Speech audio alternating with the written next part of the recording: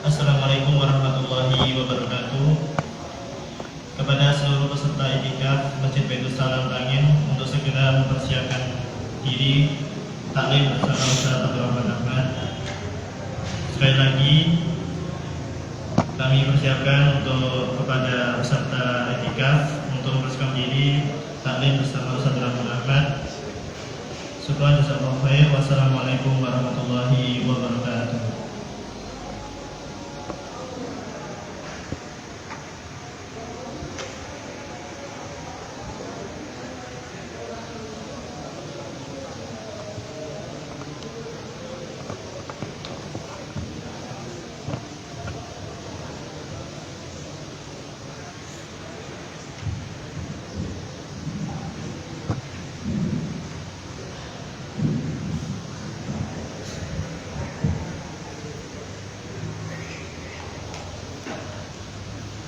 Bismillahirrahmanirrahim.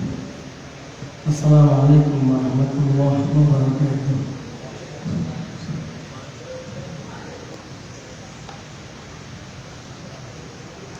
Alhamdulillahirabbil alamin. Wassalatu wassalamu ala asyrafil anbiya wal mursalin wa ala alihi wa sahbihi wa man tabi'ahum bi ihsan ila yaumiddin, amma ba'd.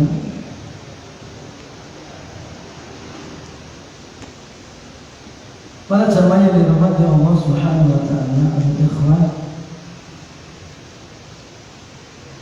alhamdulillah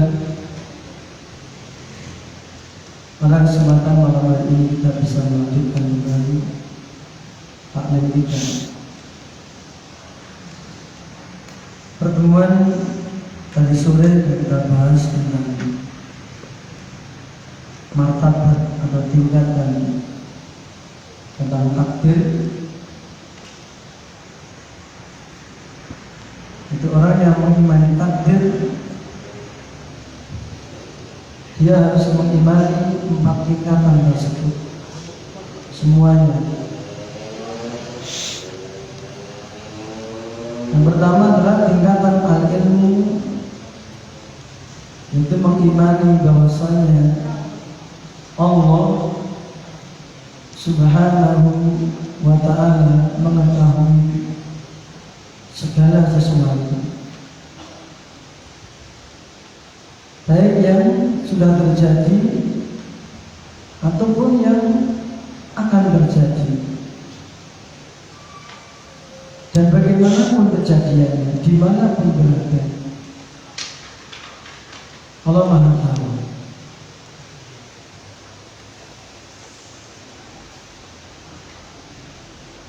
Kelompok yang menyimpang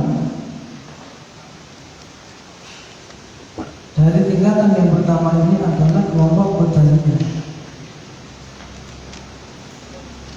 Mereka meyakini bahwa Allah tidak mengetahui suatu kejadian kecuali setelah terjadi. Di antara keyakinan orang Qadariyah.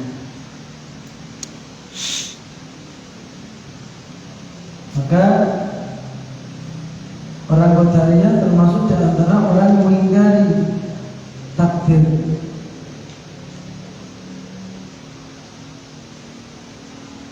Di antaranya adalah mereka mengingkari 2 martabat al-ilmu dan al-kitabah.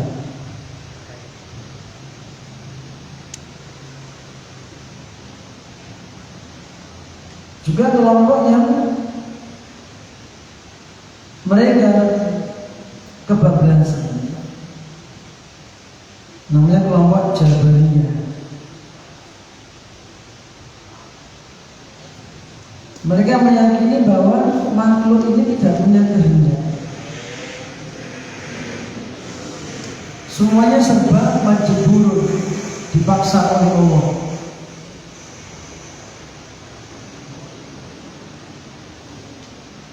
Jadi mereka ibaratkan seperti bulu yang berterbangan, terbangan angin kemana-mana. Maka kelompok ini juga menyimpang, tidak bisa membedakan antara orang yang turun dari atas genteng, dari atap dengan sengaja melewati tangga, sama orang yang kepleset jatuh dari atas atap, gedebuk, ya, sama nggak? Sama-sama akhirnya ke bawah. Yang satu kepleset tiba gedebuk, satunya sengaja turun lewat tangga, sama nggak? Beda. Kalau yang kepleset tadi sengaja nggak? Enggak. Kalau yang turun sengaja. Orang Jabariyah menyamakan semua. Itu merembetnya besar. Maka nanti akhirnya mereka menghukumi sama antara ahli taat dan ahli maksiat. Padha wae. Derajatnya sama. Maka Ahlussunnah tengah-tengah antara Qadariyah dan Jabariyah. Ahlussunnah menetapkan al-ilmu, artinya Allah mengetahui kejadian alam ini sebelum kejadiannya, waktu kejadiannya, atau akan terjadi kapanpun, dimanapun, atau yang nggak akan terjadi, semua Allah mengetahui. Karena segala sesuatu diliputi ilmunya Allah Subhanahu wa ta'ala. Ini keyakinan kita. Juga kita meyakini yang kedua adalah martabat yang kedua, martabat Alkitabah. Apa Alkitabah? Kita meyakini bahwasanya segala apapun yang terjadi di alam ini telah ditulis oleh Allah Subhanahu wa ta'ala, dicatat di Lauhul Mahfuz.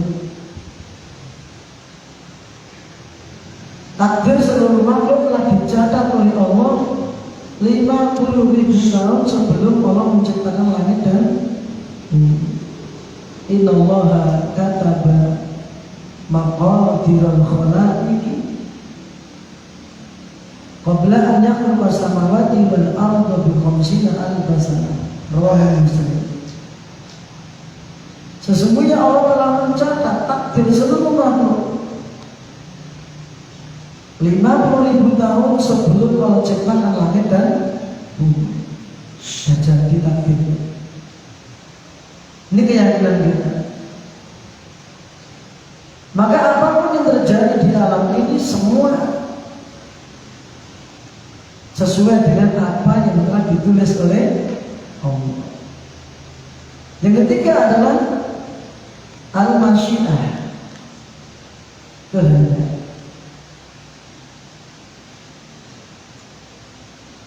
Maka tidak ada suatu apapun yang wujud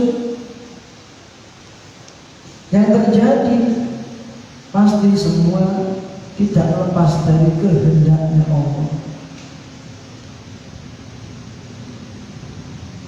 Pasti semua sesuai dengan iradahnya Allah, masyiatillah.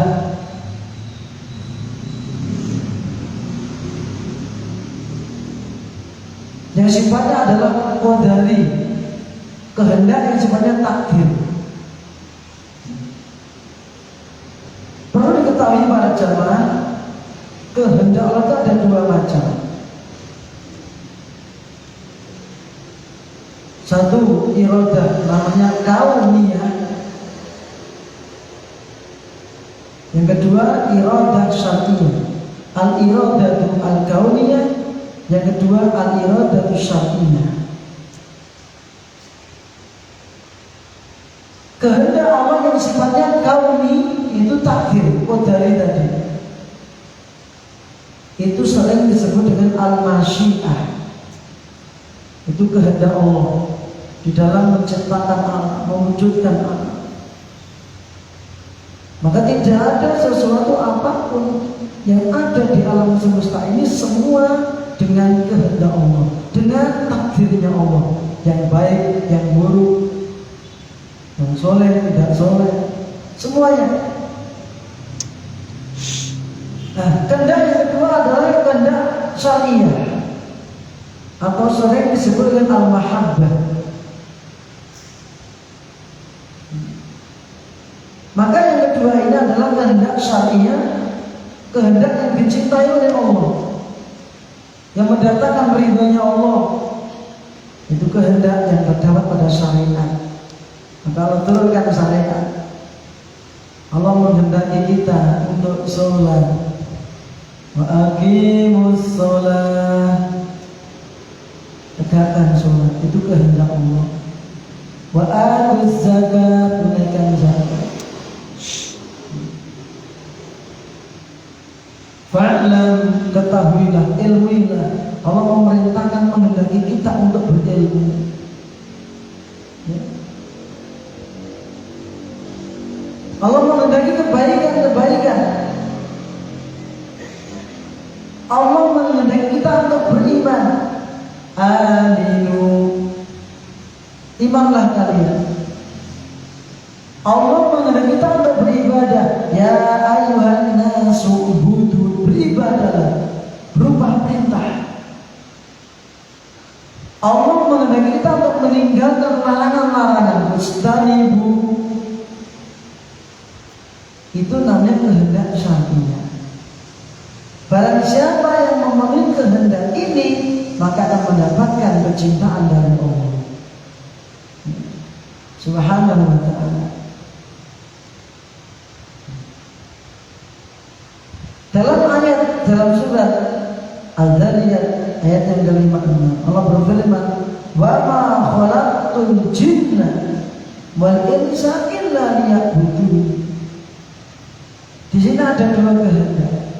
Yang pertama adalah kehendak Allah dalam menciptakan manusia dan jin.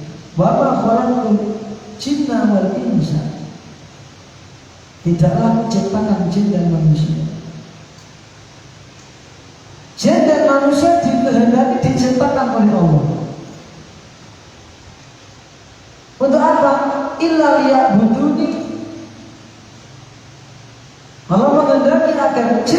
manusia itu untuk beribadah hanya kepada-Mu saja, kata Allah. Digabungkan antara keduanya.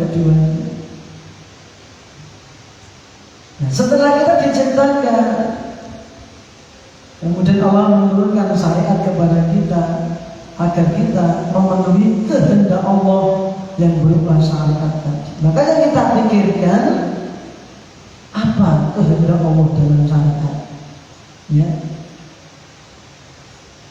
Untuk masalah takdir kita imani. Seperti di awal saya sampaikan, segala sesuatu yang ditakdirkan oleh Allah. Tetapi kita diperintah untuk beramal. Malu. Maka ditanyakan tentang masalah doa. Bisakah doa itu untuk merubah takdir, menolak takdir?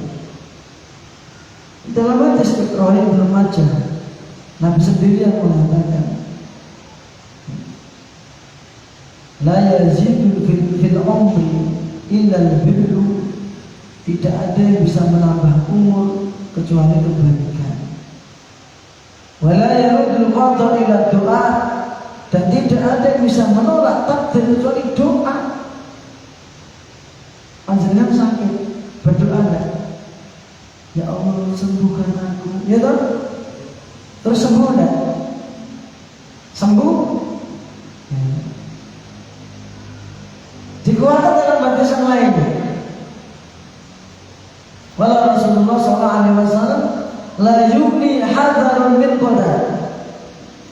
Usaha yang maksimal tidak bisa merubah takdir. Jadi dengan papan tengah usaha maksimal lockdown gitu, nggak bisa nolak takdir Anda kena corona, ya kan? Direwangi, ya, social distancing, yang gini bawa masker, cuci tangan, jaga jarak, ya kena juga, ya, gitu kan? Ini contoh. Maka Nabi mengatakan tidak bisa, tidak ada manfaatnya. Ya. Usaha yang maksimal untuk tolak takdir itu tidak bisa. Dan terus yang bisa apa? Wa du'a'u yanfa'u mimma nazala wa mimma lam yanzil, kata Nabi. Dan doa yanfa' akan bermanfaat untuk perkara yang mimma nazal, sesuatu yang sudah terlanjur terjadi, sudah ditakdirkan oleh Allah, ya, bermanfaat. Anda sakit, berdoa minta kesembuhan, bermanfaat.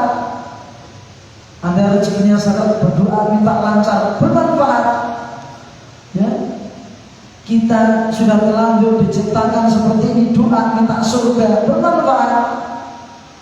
Dijauhkan dari neraka, bermanfaat. Kalau nggak manfaat, apa gunanya? Rabbana atina fid dunya hasanah wa fil akhirati hasanah wa qina adzabannar. Gitu?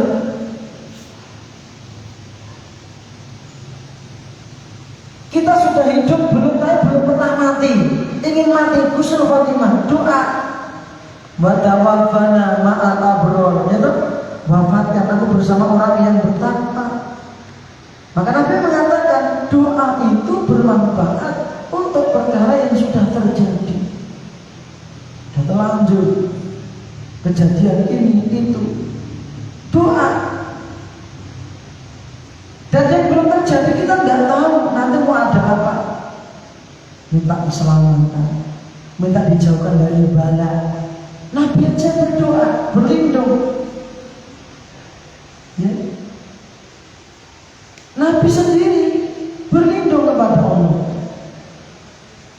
Allahumma inni a'udzubika min jahdil bala. Ya. Nabi berlindung dari keburukan-keburukan. Nabi diperintah oleh Allah untuk ta'awud, mohon perlindungan kepada Allah. Qul a'udzu birabbil falaq. Katakan Muhammad, aku berlindung kepada Rabbil Falaq. Allah, Rabbnya Al-Falaq, pencipta Al-Falaq, pencipta subuh. pengatur subuh, menguasai waktu subuh, kita tinggal terima saja. Dari apa? Min syarri ma khalaq, dari kejahatan seluruh makhluknya. Nabi diperintah. Wa min syarri ghasiqin idza waqab, dari kejahatan ketika malam telah datang membawa gelap gulita. Wa min syarri nafasati fil uqad, dari kejahatan nafasat, nenek-nenek sihir, gitu, yang biasa menyebar buhul-buhul di bundelan-bundelan, gitu, fil uqad. Wa min syarri hasidin idza hasad, berlindung dari kejahatan orang yang iri dengki ketika sedang iri. Karena orang iri itu bisa menimbulkan mudarat. Bahkan sampai pandangan matanya saja bisa memudaratkan. Namanya al-ain, naudzubillah. Maka pentingnya kita bikin benteng. Apa bentengnya? Dikir pagi petang. Gitu. Karena orang yang dengki itu banyak, yang ini itu banyak. Jadi doa. Wa innal balaa la yanzil, kata Nabi. Ketika bala itu sedang turun, kita nggak tahu. Nah, doa itu dipanjangkan dari para hamba, naik ke atas. Karena doa termasuk al-kalimut thayyib. Seperti yang Allah sebutkan dalam surat Fatir ayat 10.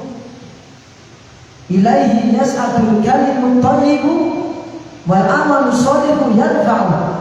Naik kepada Allah, ucapan-ucapan yang baik dan amal soleh naik. Nah, ketika doa ini naik, apa kata Nabi SAW? Wa innal balaa la yanzil, ketika bala musibah itu sedang diturunkan sama Allah. Bayar kamu doa, berpapasan dengan doa, ketemu sama doa, ya. Kayak talijani ila yaumil kiamat, bertempur berperang sampai hari kiamat, ya. Maka doa saling menjaga sahibnya. Bala juga menyerang, menang mana? Kalau doanya kuat, bala akan terusir. Ya.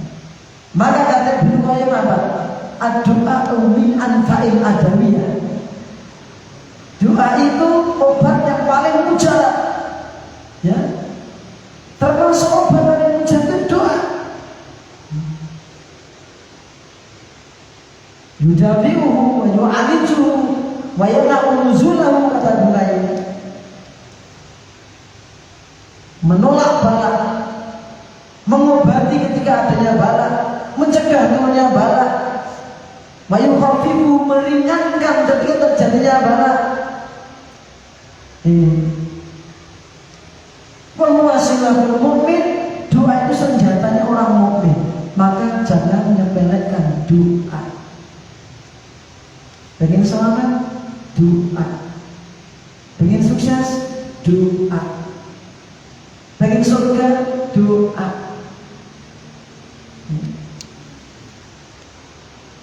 Pengen paham, doa. Pengen pintar, doa. Doa kepada siapa? Kepada yang bisa memberi. Siapa? Allah Subhanahu wa ta'ala. Itu sedikit mengulas masalah doa. Pentingnya doa. Dan doa itu bisa menolak takdir. Ya. Para jamaah yang dirahmati Allah Subhanahu wa ta'ala, malam ini kita akan membahas dengan judul Samaratul Iman bil Qadar, bahwa itu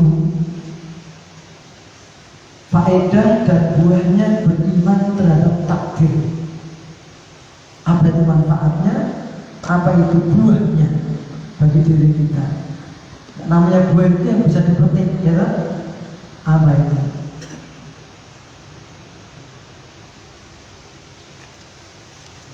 Saya mungkinkan dari kitab syarah, dari kitab yang Anda pegang, Al-Intisar bi Syarh Aqidatil A'immatil Amsar, yang ditulis oleh yaitu Fadilatul Syekh Dr. Muhammad bin Musa Al-Masad rahimahullah ta'ala. Di antara buah atau faedah beriman kepada takdir satu, annahu yujibu lil abdi sukunan qalbi wa tuma'ninah wa zawalul qalaqi. Yang pertama, beriman kepada takdir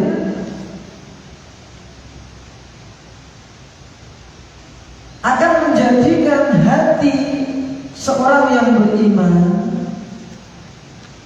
mendapatkan ketenangan, ya, ketenangan hati, Pak. Jenengan sakit, ingat takdirnya Allah, tenang. Tapi kalau ingat sakitnya, Anda murid-murid, gitu. Anda berusaha dagang rugi, ingat takdir, tenang. Tapi kalau ingat apa yang setelah Anda usahakan nggak berhasil, Anda akan stres. Ya. Juga akan menghilangkan al-qalaq, kegoncangan jiwa. Lebih-lebih ketika menjumpai suatu hal yang kita hadapi dalam kehidupan, beratnya hidup, krisis dan seterusnya. Maka orang yang tidak beriman kepada takdir goncang, hidupnya goncang, serba tidak tenang, ya. Sedikit masalah yang dia hadapi, kekurangan sedikit pun dia akan gampang protes, sehingga menimbulkan masalah. Maka ketika masyarakat beriman kepada takdir, tenang masyarakat itu. Karena kejadian apapun yang dihadapi nggak lepas dari takdirnya Allah. Ketika menghadapi musibah, menghadapi bencana, dia nggak menggerutu, tidak ngomel-ngomel, tidak mencela ini dan itu. Apa yang dia terima itu pasti baik. Misalnya, Anda seorang pengusaha yang butuh panasnya matahari, tiba-tiba hujan. Kalau nggak beriman kepada takdir, Anda akan ngomel, udah meneng. Cuma yang masih kita loh. Ada seorang petani butuh hujan, tapi panas terus, panas rawis-wis. Gitu. Anda ngomel sama siapa? Kalau Anda ngomeli alam ini, sama saja Anda ngomeli Sang Pencipta. Maka Nabi bersabda dalam hadisnya, la tasubbu dahra, kamu jangan mencela masa, mencela waktu, mencela kondisi. Kenapa? Fa innallaha huwad dahru, karena sesungguhnya Allah yang mengatur masa ini. Allah, kamu jangan mencela panas, mencela dingin, mencela sakit dan seterusnya. Ini buah dari beriman kepada takdir. Anda tidak mudah stres, jiwa Anda akan tenang, akan anteng dalam menghadapi suatu masalah. Ya, goncang itu wajar, tapi sedih loh. Terus ingat, gitu loh. Gitu. Namanya manusia, tetap ada kegoncangan itu ada. Tapi ketika Anda kuat imannya kepada takdir, ya, maka contohnya sakit. Orang ditimpa sakit, minimal harus sabar, pahalanya besar. Yang lebih tinggi derajatnya ridho. Ridho itu apa? Ridho itu kalau sabar, itu orangnya asalnya nggak mau dia kena musibah, ya, kena sakit. Tapi ketika tertimpa sakit akhirnya juga sabar, ya. Itu batas minimal. turun sedikit tenangannya pasti akan momen. Naik tingkat namanya ridho. Ridho itu apa? Dia yakin dan dia sadar tidak ada bedanya antara dia ketika sehat sama sakit. Podo wae. Kenapa dia tahu aku sehat itu nikmat dari Allah, aku sakit itu juga ujian dari Allah. Tenang. Nek sehat aku bersyukur, nek sakit aku bersabar. Itu derajatnya lebih tinggi. Paling tinggi kena musibah malah syukur. Seperti kanjeng Nabi Muhammad sallallahu alaihi wasallam. Alhamdulillah ala kulli hal. Segala puji bagi Allah dalam segala keadaan. Karena dia tahu dia mendapatkan musibah diangkat derajatnya, diampuni dosa-dosanya. Itu tingkatan-tingkatannya. Itu harus kita bina dulu. Yang kedua, buah dari beriman kepada takdir. Istikmalu arkanil iman. Bihi istikmalu arkanil iman alladzi la budda min ijtimaiha. Beriman kepada takdir adalah menyempurnakan rukun iman. Menyempurnakan rukun iman. Yang kesemua rukun iman itu harus ada. Tidak boleh dipilah-pilah. Aku tak iman kepada Allah tapi nggak iman sama takdirnya, nggak bisa. Orang yang meninggal di salah satu rukun iman dia belum beriman. Itu rukun. Dia ngaku iman kepada Allah, kepada malaikat-malaikatnya, tapi nggak beriman kepada Al-Quran. Belum iman. Dia beriman kepada yang lima, tapi nggak beriman kepada takdir. Belum beriman. Harus ke-6-6-nya. Beriman kepada Allah dengan cabang-cabangnya, beriman kepada malaikat dengan cabang-cabangnya, beriman kepada kitab-kitabnya dengan cabang-cabangnya, beriman kepada para rasulnya dengan cabang-cabangnya, beriman kepada yaumil akhir dengan cabang-cabangnya, dan beriman kepada takdir yang baik dan yang buruk. Semuanya ini harus diimani. Yang ketiga, bihi tamamul imani bi rububiyyatillahi alladzi huwa ahadu aqsami tauhid. Beriman kepada takdir ini menyempurnakan iman terhadap rububiyah Allah, yang itu merupakan salah satu di antara macam-macam tauhid dari 3 tauhid. Beriman kepada, menyempurnakan iman kepada rububiyah Allah. Kenapa rububiyah? Karena takdir ini merupakan perbuatan Allah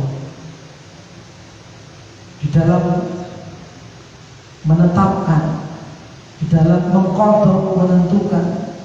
Itu semua berkaitan dengan perbuatan Allah, masuk dalam tauhid ar-rububiyah. Ya. Yang keempat, yujibu as-sabra wa taslima wal ihtisab.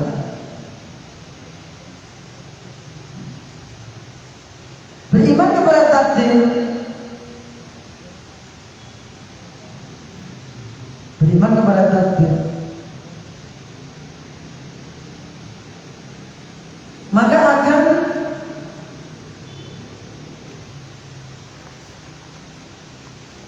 mendatangkan kesabaran atau menuntut kesabaran dan menyerahkan diri atau menyerah tunduk serta mengharapkan pahala dari Allah SWT, atau juga untuk introspeksi diri. Jadi beriman kepada takdir ini menuntut kita untuk sabar, karena itu ujian. Apalagi diuji mas, ya wes sabar. Terus udah aku terima. Nah terus udah aku introspeksi. Mungkin itu kesalahan saya, untuk meresiki dosa saya. Dan setiap kita pasti mendapatkan yang namanya ujian. Setiap orang yang beriman pasti mendapatkan ujian, mbok cilik mbok gede. Dalam hadis riwayat Tirmidzi kanjeng Nabi paring pangandikan, "Ma yazalul bala bil mu'mini wal mu'minah." Sing jenenge al bala, musibah itu akan terus dirasakan oleh orang yang beriman, laki-laki perempuan yang ngaku iman pasti mendapatkan al-bala, ujian, pasti. Ya kan? Fi nafsihi wa malihi wa waladihi, ujian yang berkaitan dengan dirinya, dikasih sakit, kasih capek, lelah. Lelah karena ibadah, ada itikaf, ada ngaji, ada baca Al-Quran, gitu. Lelah karena bekerja, sakit, ditinggal mati oleh keluarganya, misalnya. Wa malihi, ujian yang menimpa hartanya. Wa waladihi, yang berkaitan dengan anak-anaknya. Itu semua adalah ujian, bala akan menimpa setiap kita. Tapi kita berharap semoga tidak diuji yang berat-berat, ya kan? Dan tidak usah mengharapkan ujian. Mintalah keselamatan. Ya Allah, kenapa nggak diuji ya? Mereka kok sombong kita? Memang kita kuat. Kita minta keselamatan. Jauhkan dari ujian, jauhkan dari bahaya, dari malapetaka. Doa. Karena kita diperintah untuk berzikir pagi petang untuk menghindari itu, gitu. Karena ada kandungan ketika kita berzikir pagi petang itu berdoa kepada Allah agar dihindarkan dari musibah, bencana, gitu. Dari kejahatan orang. Mereka nggak usah minta ujian. Tetapi ketika Allah menguji kita harus paham. Hatta ya Allah wa ma'alihi khati'ah, agar orang mukmin yang mendapatkan ujian tadi ketika menghadap Allah nanti gak membawa dosa, berjumpa dengan Allah bersih. Orang bawa dosa penak betul, penak betul, penak. Meninggal tidak membawa dosa. Nah, harta jelas yang kita bawa, ya. Yang lebih nikmat ketika kita mati tidak membawa dosa. Yang dari bawah adalah pahala. Apalagi meninggalkan pahala terus mengalir, ya. Karena orang meninggal itu berbagai macam kondisinya. Ada yang mati dalam kondisi naudzubillah min dzalik tidak beriman, gitu, membawa dosa-dosa besar. Ada yang mati dia membawa iman, dia membawa amal soleh untuk dirinya baik. Ada yang meninggal dunia dia membawa keimanan dan kebaikan terus tinggalkan kebaikan. Nah, ini yang kita paling kita harapkan. Jadi kita sudah di kuburan, jasadnya di alam kubur, tapi ganjarannya ini bagian bagian. Napa contohnya? Dalam hadis rawahu Al-Imam Al-Bazzar, qala Rasulullah sallallahu alaihi wasallam, sabrun yajril abdi ajruhunna wa huwa fi qabrihi min ba'di mauti. 7 perkara yang pahalanya akan terus mengalir bagi seorang hamba meskipun dia sudah dikubur di kuburan, arwahnya di alam kubur. Ganjaran miliki apa itu? 1, mana allama ilman, wong sing nulake ilmu, ngajarkan ilmu kebaikan, wabil khusus ilmu agama, ngajari baca Al-Quran, akidah, ilmu agama. Dengan ilmu agama itu orang tahu ini iman, ini kufur, ini jalan yang lurus, ini yang menyimpang, ini jalan ke surga, ini ke neraka, ini benar, ini salah, ini syirik, ini tauhid, ini sunnah, ini bid'ah dan seterusnya, ini taat, ini maksiat. Itu yang tertinggi. Meskipun ilmu yang lainnya juga masuk.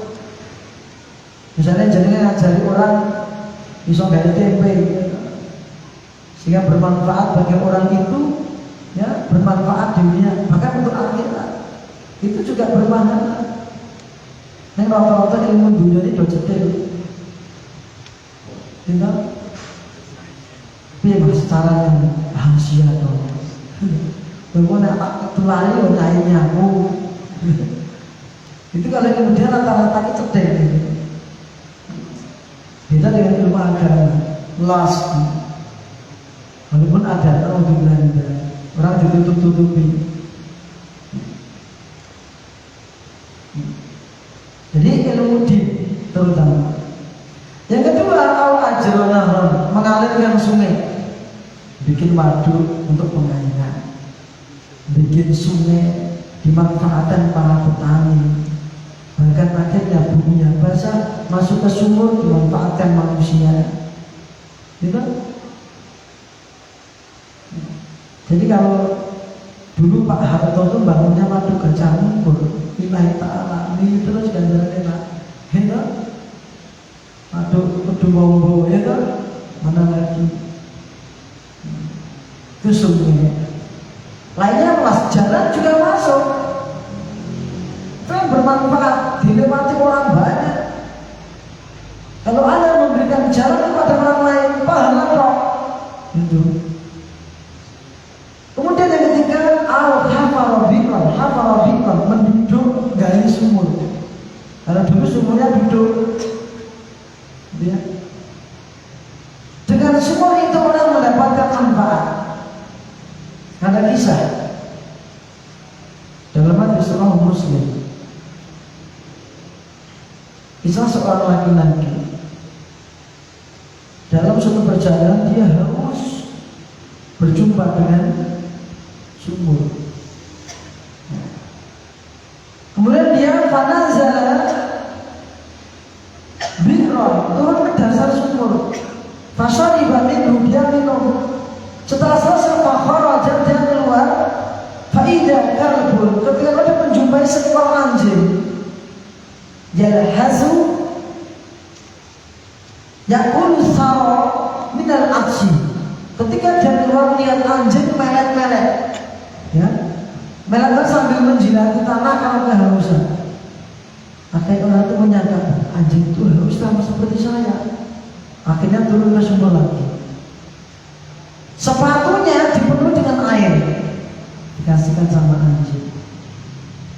Apa kata Nabi sallallahu alaihi wasallam? Hasyakarallahu lahu wa ghafaralah. Ya, Allah memberikan pahala yang besar dari amal itu dan diampuni dosa-dosanya. Para jamaah, memberi anjing yang kehausan minum aja mendapatkan pahala, apalagi memberi minum kepada orang yang haus. Apalagi Anda memberi minum kepada orang yang kuat. Nah, tukang masak ini, Masya Allah,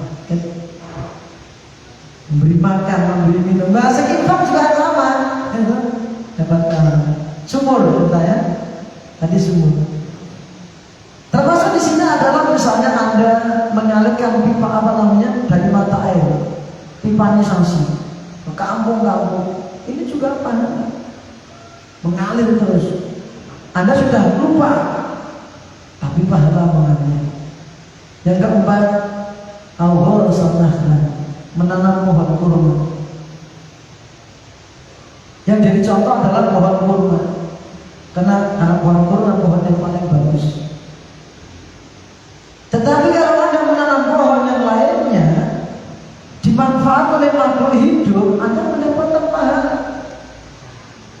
Seperti yang tercantum dalam Sahih Muslim, la yafrisu al-muslimu harsan, tidaklah seorang muslim menanam suatu tanaman fayaqulu insanun wala dabatun wala tairun illa kana lahu sadaqatan ila yaumil qiyamah. Illa kana sadaqatan ila yaumil qiyamah. Tidaklah seorang muslim menanam tanaman terus dimakan oleh manusia, dimakan oleh hewan, dimakan oleh burung. Kalau Anda ikhlas, pahala saat hari kiamat ditanam tanaman itu. Gumiyo manuk, gitu, mencok temeriku, nyusuh temeriku, pahala. Tanaman di pinggir jalan untuk ngiyup orang yang lewat, panas sih ngiyup, dapat pahala Anda. Ngiyup kecebluan pelem, gak ada pelem, panas. Anda ikhlas, pahala. Anda nanam padi di sawah, ada manuk mencok nudul, Anda ikhlas, pahala. Ya kan? Cuma sekarang, nah,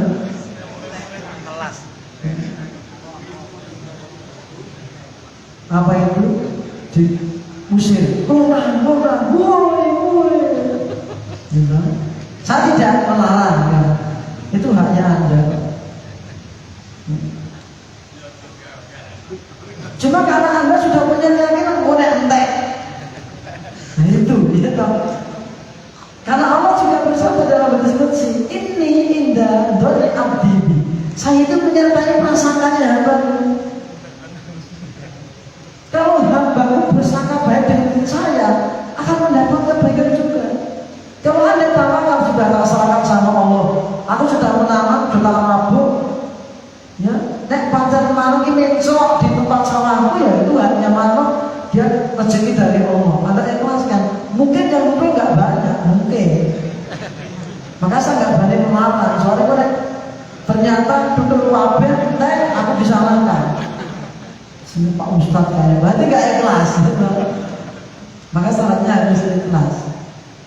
Intinya Anda menanam pohon apa? Mangga dimakan sama codot. Anda ikhlas, pahala. Gitu.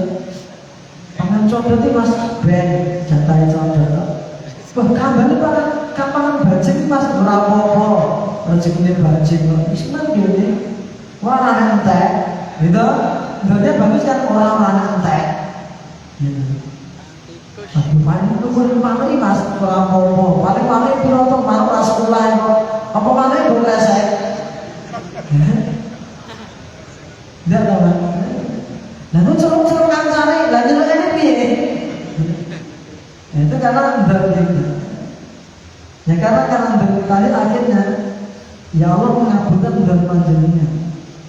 Ya tapi terserah Anda. Kalau Anda Allah tidak menjaga padi Anda serahkan kepada Allah.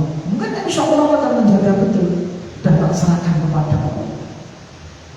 Kalau memang itu buruk makan dari padi yang saya tanam, saya ikhlaskan pahala. Dengan niat itu Anda sudah mendapatkan pahala. Mungkin burung itu dialihkan ke tempat lain juga bisa, ya toh. Oh Allah yang ngatur semua kok. Kita sudah beriman, Rabbil Alamin, ya toh. Enak Pak. Pokoknya kamu kita beriman dengan takdir itu enak. Masya Allah. Kemudian juga yang ke-6 adalah kelima, awal mushafan. Anda pakai mushaf seperti ini, dibaca, dikaji, di pesantren, dihafalkan, itu pahala. Satu huruf mendapatkan 10 kebaikan, masya Allah. Yang keenam, awbana masjid, bangun masjid. Dipakai untuk beribadah, untuk itikaf, untuk ngaji, masya Allah, manfaat untuk masyarakat. Ketika Anda sudah meninggal dunia nanti, insya Allah pahala terus mengalir, ya, pahala terus mengalir. Kalau masih dipakai untuk ibadah, tapi kalau nggak dipakai untuk ibadah, semegah apapun yang nempatin loh, manuk seriti. Bangnya enek, tinggal di dalam lombok, gitu. Tapi dibunuh sama manusia, Penuh manusia ya pahala terus mengalir. Orang mampir sunat. Maka sekecil apapun masjid yang Anda bangun, apa kata Rasulullah SAW? Man bana masjidan fid dunya yabtaghi bihi wajha Allah, bana Allahu mislahu fil akhirah atau fil jannah. Barang siapa di dunia membangun masjid karena dasar lillahi ta'ala, mencari ridhonya Allah, mencari pahalanya Allah, akan dibangunkan istana di surga. Ya, Masya Allah. Dan masjid itu banyak macamnya. Ada masjid jami untuk kumpulnya masyarakat, ada masjid Korea, masjid kampung, ada masjid Atori, masjid pinggir jalan untuk ampirannya orang musafir yang tidak untuk jumatan Nabi. Terus ada masjid buyut, masjid rumah, ya, untuk sholat sunnah dan sebagainya. Ya, kalau itu kita bangun lillahi ta'ala, insya Allah pahala terus mengalir. Maka kadang orang berlomba-lomba membangun masjid. Cuma kalau kita diisi dengan kebaikan, nggak jadi pahala. Kebaikan itu apa? Untuk mengkaji tentang tauhid, tentang sunnah, ya. Itu yang mendatangkan pahala. Karena syaratnya amal itu diterima harus ikhlas dan ittiba kepada Rasulullah SAW. Maka harus dijaga. Ya. Kemudian para jamaah yang ketujuh, al-taraka waladan sholihan yastaghfiru lahu min ba'di mautih. Orang itu meninggalkan anak yang soleh, yang anak itu selalu mendoakan mintakan ampun kepada Allah untuk kedua orang tuanya.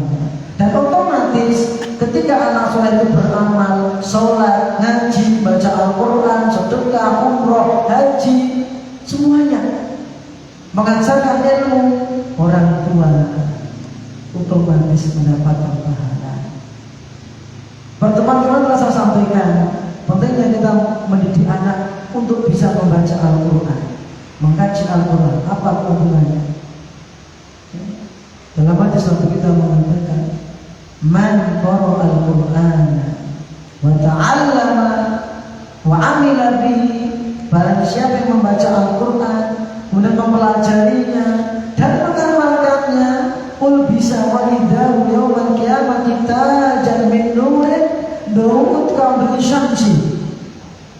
Kalau Anda punya anak membaca Al-Quran kemudian mempelajarinya, mengamalkannya, nanti orang tuanya dari kiamat akan dikenakan mahkota dari cahaya yang cahaya itu cemorong seperti cahaya matahari. Khusus Pak. Ya. Kemudian wayuksa walidahu, kedua orang tuanya akan dikenakan hikayata, ini dua perhiasan gelar. Yang dua gelar itu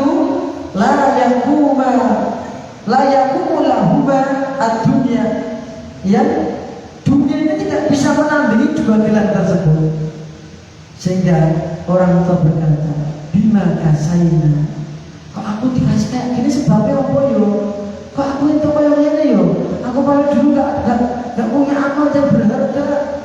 Apakah dikatakan kepadanya, fayuqalulahuma bi ahdi waladikumal Qur'ana, sebab karena dulu di dunia anakmu mengambil bagian dari Al-Quran. Iya, ya. Pentingnya kita belajar Al-Quran. Hadis yang dikajikan sama Ustaz Nanang tentang masalah belajar tajwid. Ya. Penting. Beliau menukil ayat Al-Baqarah 121. Alladzina atainahumul kitaba yatluna haqqa tilawati ulaika yu'minuna bihi. Orang yang diberi Alkitab, dia membacanya dengan sebenar-benarnya. Yatlu artinya ittiba, mengikuti. Ya, ittaba. Tala itu ittaba. Artinya, maka di antara ulama menjelaskan ada 3 poin. Pertama, tilawah. Tala yatlu tilawatan. Itu artinya tilawatul hifdi wa iqamatul huruf. Orang itu belajar menghafalkan Al-Quran, termasuk juga belajar tentang huruf-hurufnya. Terus semangat belajar. makhrajnya.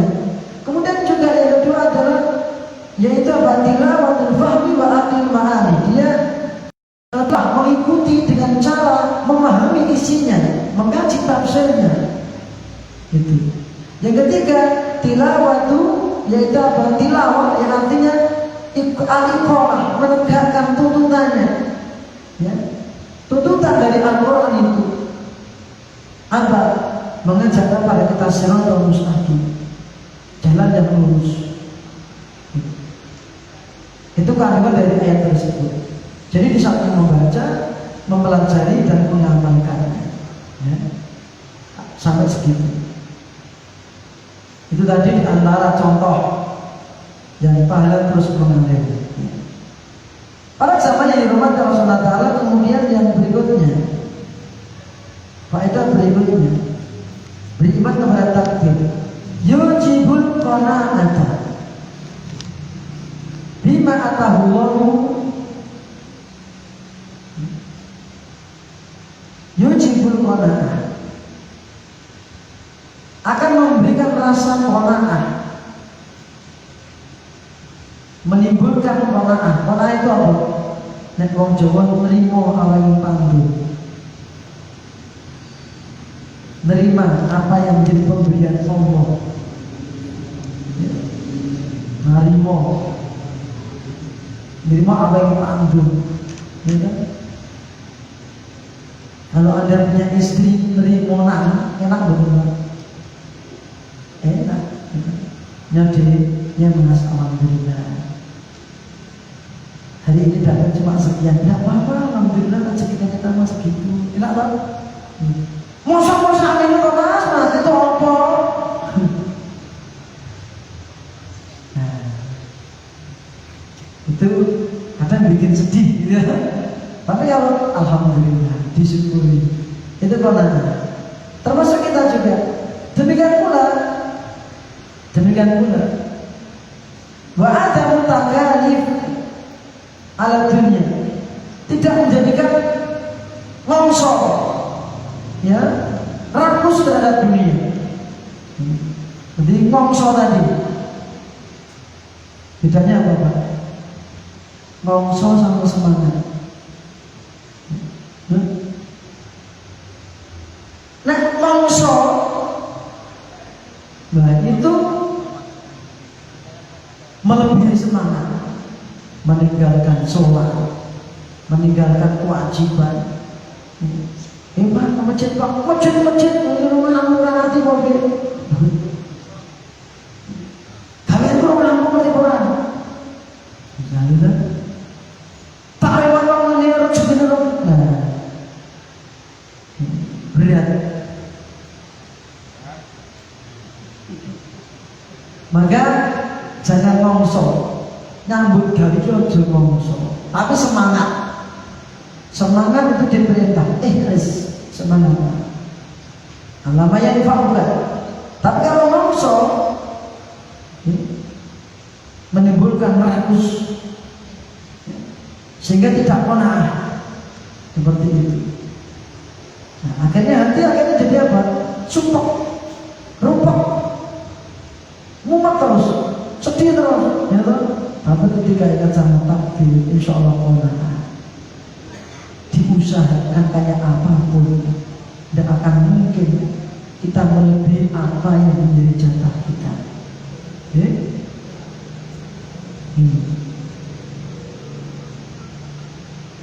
Seperti dalam hadis sudah kita baca,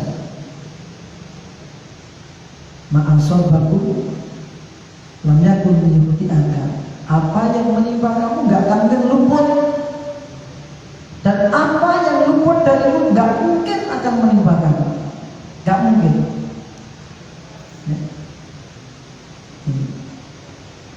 Itu yang keberapa tadi Pak?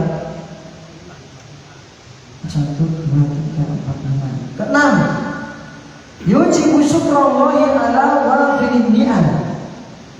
Beriman kepada takdir akan menjadikan kita orang yang syukur kepada Allah. Beriman kepada takdir akan menghantarkan kita menjadi orang yang syukur kepada Allah. atas banyaknya nikmat. Ya. Dan syukur kepada Allah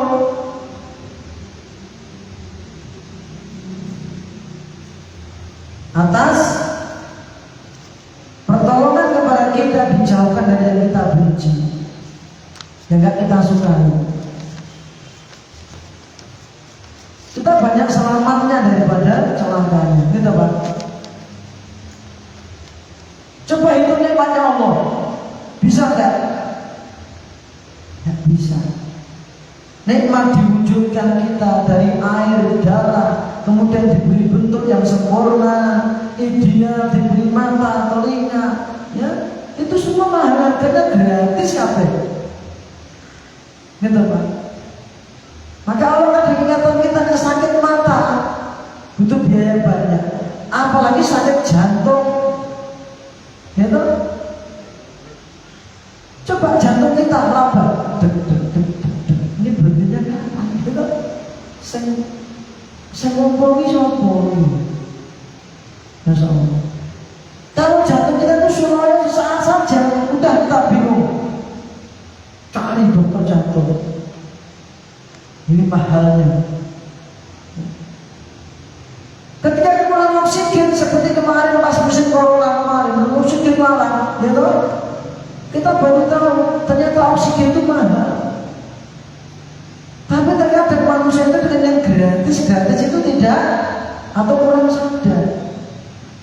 Ketika baru tidak gratis, baru sadar, oh, ternyata oksigen larang ya. Gitu Pak. Ketika musim kekeringan, baru tahu ternyata air ini bermanfaat sekali. Dan seterusnya. Ternyata mata ini manfaatnya besar sekali. Telinga, seluruh anggota tubuh ini, Masya Allah. Kalau kita diperintah untuk ngitung nikmat Allah, nggak akan mungkin bisa menghitung satu persatu. Anda bisa ngitung saja, itu sudah nikmat. Ya, oh bisa ngitung tuh, 1, 2, nggak akan ketemu nanti. Maka nggak akan mungkin kita bisa ngitung nikmatnya Allah. Yang ngasih bibir siapa? Yang ngasih lidah itu siapa? Yang ngajari kita bisa ngitung itu siapa asalnya? Allah. Alamal insana malam ya'lam. Allah yang ngajari manusia tentang sesuatu yang tidak dia ketahui. Akhirnya jadi ngerti. Lain cekir, nggak punya ilmu. Dikasih telinga, belum bisa mendengar. Kasih mata, belum bisa lihat. Apalagi hati. Wallahu akhrajakum min butuni ummahatikum la ta'lamuna syai'an. Allah yang telah mengeluarkan kamu dari perut ibu kamu.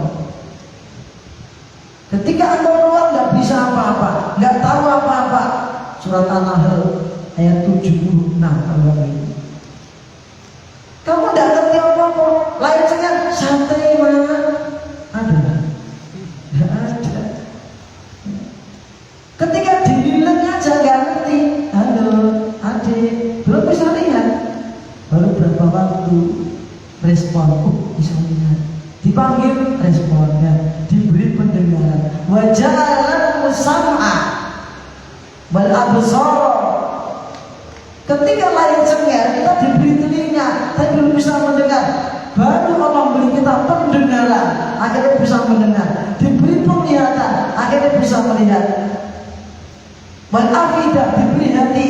La'allakum tashkurun, supaya kamu jadi orang yang bersyukur. Itu yang ke? Nah, yang ketujuh, ya'riful abdu qadra nafsih. Mengimani takdir, seorang hamba jadi ngerti kemampuan dirinya, derajat dirinya itu kayak apa. Ternyata diriku itu lemah. Ternyata aku itu asalnya nggak bisa apa-apa. Kalau kekuatanku dicabut sama Allah, lemes. Titik akhirnya ketika nyawaku dicabut sama Allah, aku nggak bisa narik. Walaula idza balaghatil hulqum وأنتم حينئذ تنظرون ونحن أقرب إليه منكم ولكن لا تبصرون فلولا إن كنتم غير مدينين ترجعونها إن كنتم صادقين. Dan ya, kalau kamu merasa tidak ada yang menguasai, coba sekarang ketika nyawa sampai tenggorokan, kembalikan tempat semula. Iso orang tidak bisa, bisa cuma megap-megap, grok. Tidak bisa apa-apa. Cuma kita belum mengalaminya, gitu. Tapi Allah sudah ceritakan itu. Kita belum lah. Sehingga para jamaah fala yakhilu wa yajabu binafsi. Sehingga orang ketika mengenal takdir, mengimani takdir, ya, dia tidak sombong dan tidak ujub membanggakan diri. Na'udzubillah min al-ujub wal kibr. Bal yatawaddu li ilmihi bi anna Allah huwal mu'ti al-mani. Bahkan dia menjadi tawadhu, rendah diri, andap asor dengan ilmunya, pengetahuannya bahwa Allah yang memberi dan yang mencegah, memberi keselamatan, mencegah mara bahaya, memberi rizki, mencegah kemiskinan, memberi hidup, mencegah kematian, ya, memberi sehat, mencegah dari sakit, itu memberi penglihatan, mencegah dari kebutaan, memberi pendengaran, mencegah dari ketulian, memberikan lisan untuk bisa berbicara, mencegah dari kebisuan.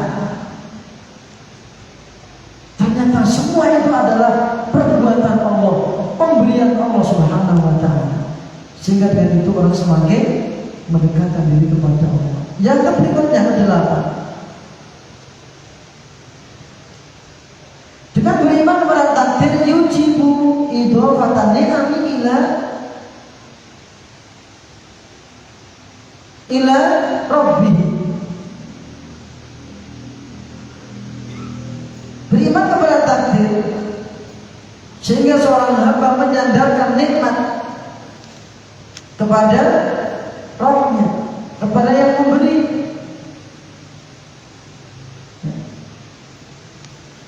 Kepada al-mu'ti. Itu semua pemberian Allah, ya. Itu semua nikmat dari Allah. Seperti Nabi Sulaiman alaihissalam diberi kerajaan yang megah, pengikut yang banyak, sampai ke setan-setan aja tunduk, ya kan? Paham bahasanya lewat, Masya Allah. Ini, itu semua nikmat, tapi dia tidak sombong. Itu semua karunia dari Allah. Untuk muji saya, termasuk orang yang syukur apa orang kufur. 9. Yujibu tawakkula wal yakina wal i'timad ala Allah. Beriman kepada takdir menjadikan seseorang bertawakal, yakin, bersandar kepada Allah. Tawakal, ya. Kemudian yakin, bersandar kepada Allah. Wa tafwidul amri ilaih, dan menyerahkan urusan kepada Allah. Artinya keberhasilannya diserahkan kepada Allah. Sampai mau tidur aja, ya, dia ingat itu.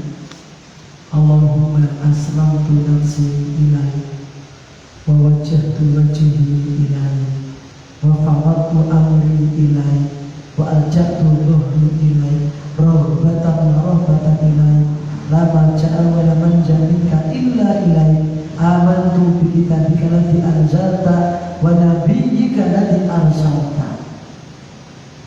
Ini bikin mau tidur, penyerahan diri kita kepada Allah. Aku serahkan urusan kepadamu ya Allah. Aku sandarkan punggungku kepadamu ya Allah. Aku hadapkan wajahku kepadamu ya Allah. Dan seterusnya. Dan pengakuan beriman kepada kitab yang Allah turunkan kepada Nabi Muhammad SAW.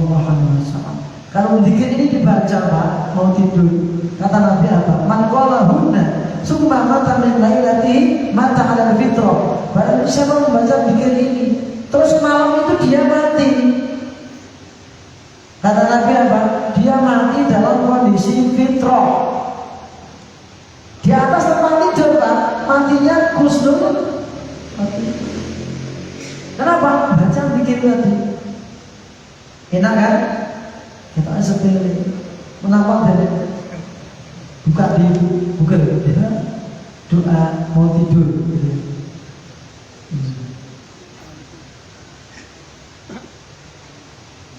Kemudian ke 10. Bihi ta'arrufu hikmatillahi al-balighati wa qudratihi asy-syamilah wa rahmatihi ibadihi wa 'adli at-tammi.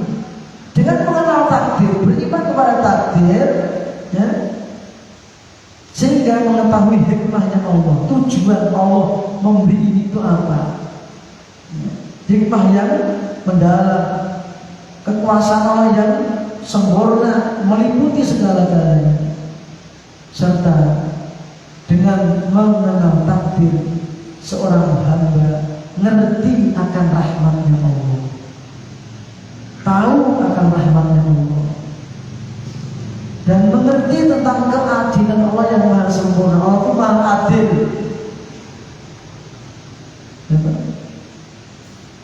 menghukum, menyiksa, karena Allah itu maha adil. Seperti itu. Mengerti tentang hikmahnya Allah, bijaksananya Allah, memberi pahala kepada orang yang berbuat kebaikan, memberi kebaikan kepada orang yang berbuat kebaikan di dunia, dan seterusnya. Melipat gandakan orang yang mau sedekah, mengganti, itu karena hikmahnya Allah. Masya Allah. Tinggal 2. Nomor 11. Dengan mengenal takdir, beriman kepada takdir, yaitu nailul ajri wa sawabi lintisalil amri bil imani bil qadar. Dengan beriman kepada takdir akan mendapatkan pahala, ganjaran, dengan menjalankan perintah. Itu perintah beriman kepada takdir, itu sudah mendapatkan pahala, ya. Kalau kufur kepada takdir, dosa, bahkan tidak termasuk orang yang beriman. Terakhir, yujibul karama wal infaqa fi sabilillah bila khaufin minal faqri wal faqr. Yang terakhir, beriman kepada takdir akan menjadikan seseorang itu al-karam, pemurah, dermawan, gitu ya. Karena dia tahu Allah itu maha pemurah, dia akhirnya paham, jadi pemurah. No. Wal infak, dia semangat berinfak fisabilillah, bahkan tidak takut miskin, dan tidak takut hartanya habis. Karena apa? Tahu aku dulu lahir gak bawa apa-apa Mas. Dia berinfak, nggak takut miskin Mas. Apalagi dibarengi dengan keyakinan Allah akan mengganti Mas.